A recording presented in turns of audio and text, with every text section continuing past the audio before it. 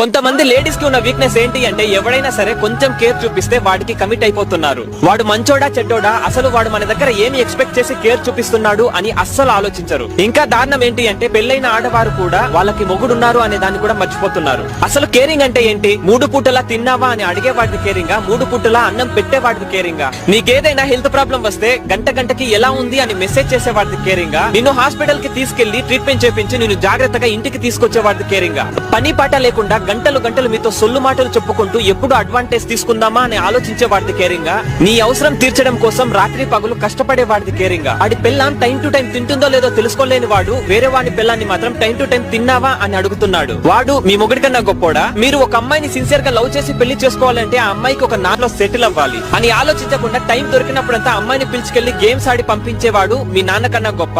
మీరు వాడిని అరగంట వస్తే వాని అవసరం తీరిపోతుంది అని ఆలోచించే వాడికి బాధ్యత విలువ ఎలా తెలుసు?